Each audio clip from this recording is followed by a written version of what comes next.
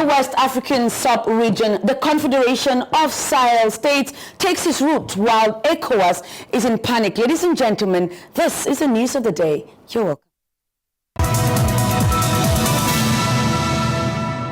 Burkina Faso and Mali, all three members of the Sahel Economic Community, met at the very first Sahel Economic Community Summit. The Alliance of Three, which had slammed the doors on ECOWAS in January 2024, established the Conference of Sahel States at this summit. It's a step forward for the Alliance of Three in the concretization of their autonomy. The summit took place on July 6th in Niamey. Paul Inès Otou gives us more on this report. Historique, c'est ainsi que l'on pourrait qualifier le tout premier sommet de l'AES. À Niamey, c'est une population en liesse qui accueille ses chefs d'État. Ces trois chefs d'État, tous arrivés au pouvoir par des coups d'État, ont créé la Confédération des États du Sahel. Durant son allocution, le président du Burkina Faso est revenu sur les raisons de leur révolution. En plus de ces attaques sur le terrain, les attaques communicationnelles, la manipulation, la désinformation battent son plein dans leur rang. Mais les peuples du Sahel ont compris et plus jamais on ne pourra les manipuler. Ils savent d'où ils viennent, ils savent ce qu'ils font et ils savent où ils partent. Également, la question sécuritaire des États de l'AES en proie aux djihadistes, ainsi que la libre circulation des biens et des personnes a été évoquée. Les trois alliés ont également évoqué d'autres aspects de leur coopération, notamment la mutualisation de leurs moyens dans les secteurs tels que l'agriculture, l'eau, l'énergie, entre autres. Le sommet objet de notre retrouvaille aujourd'hui est l'aboutissement de notre farouche volonté commune de reconquête de notre souveraineté nationale et de réhabilitation de notre dignité légendaire. Une rencontre qui est donc un gros pas en avant pour l'Alliance des Trois dans la consolidation de leur autonomie. At the first summit of the Alliance of Sahel States, Colonel Assimi Goïta, Captain Ibrahim Traoré, and General Abdourahmane Tiani jointly decided to transform the AES into a confederation. These are the main points to emerge from the Niamey summit, attended by representatives from Mali, Burkina Faso, and Niger. More details with Peter Gor-Lakouji. C'est donc un fait historique. Pour la toute première fois, les pays membres de l'Alliance des États du Sahel se sont réunis à Niamey. Lors de ce sommet décisif pour l'avenir de l'AES, de fortes résolutions ont été prises conjointement par Assimi Goïta, Ibrahim Traoré et Abdourahmane Tiani, respectivement présidents de transition du Mali, du Burkina Faso et du Niger. Ceux-ci ont décidé de joindre leurs forces pour faire face aux défis multiples auxquels leurs pays sont confrontés sans aucune mainmise étrangère. Ils déclarent donc qu'ils transforment l'Alliance des États du Sahel en confédération. Il appartient aujourd'hui de faire la confédération Alliance des États du Sahel. L'on se rappelle qu'il y a quelques années seulement, ces trois hommes forts prenaient la tête du pouvoir avec une seule envie, lutter contre l'influence de la France, ex-puissance coloniale, et remédier à la situation sécuritaire précaire qui prévaut dans les différents pays. Depuis lors, ces derniers posent des actes forts qui vont dans ce sens et ce sommet en est une preuve évidente. Ainsi naquit l'AES le 16 septembre 2023 dans une architecture de défense mutuelle. Mais nous avons jugé nécessaire de prolonger et d'agrandir donc l'architecture de l'AES.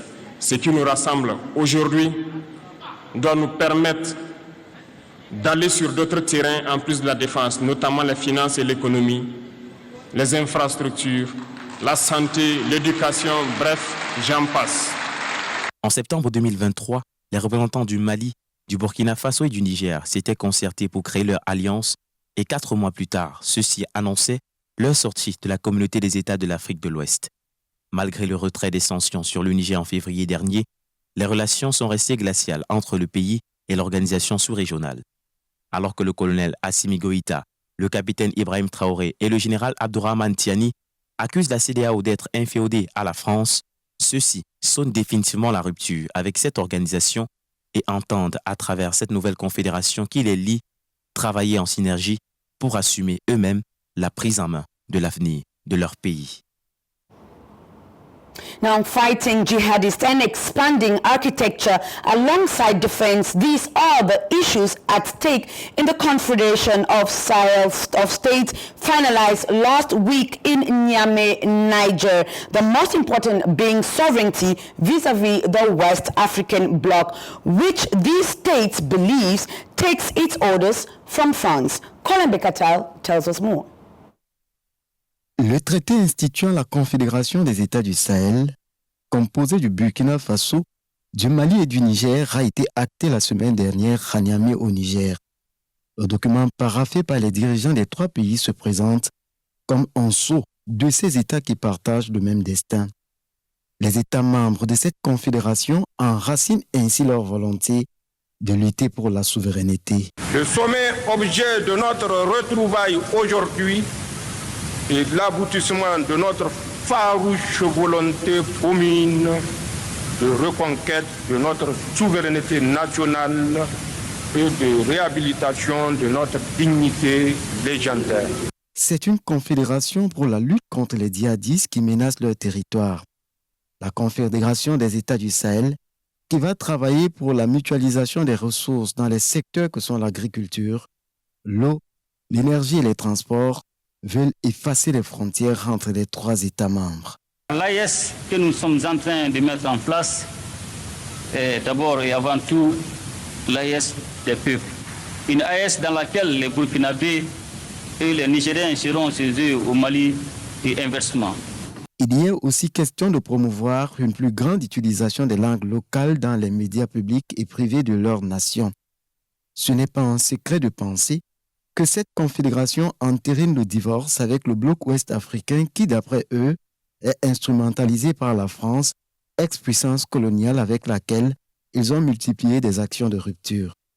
En somme, l'objectif de cette confédération est le prolongement et l'agrandissement de l'architecture pour permettre à ces États d'aller sur d'autres terrains en plus de la défense. And now tensions are high following the conclusion of the 65th ECOWAS summit in Abuja as regional leaders warn of dire consequences if Mali, Burkina Faso and Niger proceed with plans to exit the bloc. Joy Ngong with the details. The 65th ECOWAS summit has concluded with critical decisions aimed at maintaining regional stability, particularly concerning Mali, Burkina Faso and Niger's plan to exit the bloc. Notre région est également confrontée au risque de désintégration. Car comme vous le savez tous, le 29 janvier dernier, le Burkina Faso, le Mali et le Niger ont notifié à la Commission leur intention de quitter la CEDEAO avec effet immédiat. ECOWAS leaders expressed concerns over the severe consequences of disintegration. Il est évident que la désintégration perturbera non seulement la liberté de mouvement et d'établissement des personnes, mais elle aggravera également l'insécurité dans la région. Other consequences of the withdrawal could include economic, security, institutional as well as diplomatic isolation in the international scene. We are aware of the enormous challenges, including terrorist activities and violent extremism, threatening to spread from Sahel region towards the coastal states, especially those that witnessed constitutional changes of government. The decision of the 3 Sahel countries of Burkina Faso, Mali, and Niger to withdraw from ECOWAS has also been noticed. West Africa's economic and political bloc has therefore launched a formal push to convince the 3 junta-led member states to reconsider their joint breakaway plan, with Senegal's President Bassirou Diomaye Faye appointed special envoy to the disaffected nations. a decision which underscores ECOWAS' unwavering commitment to regional stability.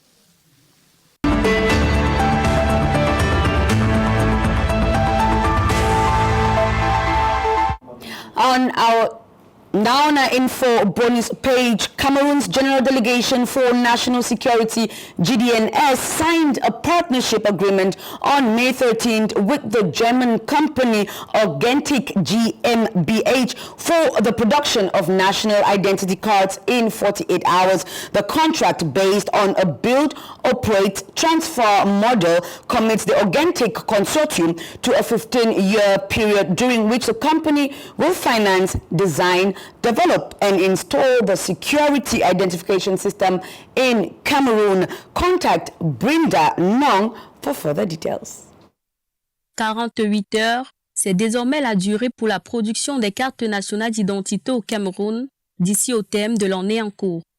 Cette information est le fruit de la signature le 13 mai dernier de l'accord de partenariat entre la Délégation générale à la Sûreté nationale du Cameroun et l'entreprise allemande Authentic GmbH.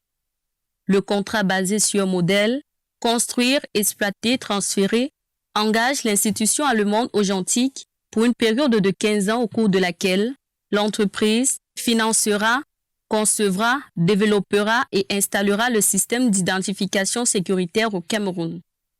Pour la réalisation de ce projet, l'entreprise Authentic va investir 70 millions d'euros pour la construction de 3 centres autonomes de production de la carte nationale d'identité à Yaoundé, Douala et Garoua.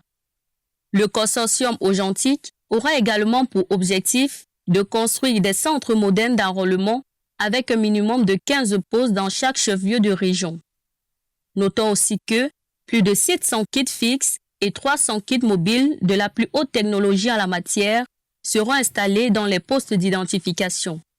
La délivrance des cartes nationales d'identité en 48 heures est une nouvelle donne qui n'a pas laissé indifférent certains Camerounais. Le fait qu'on puisse avoir déjà une carte d'identité dans les 48 heures, c'est une très bonne chose pour nous. Les Camerounais souffraient déjà pour cette pièce importante dans la vie.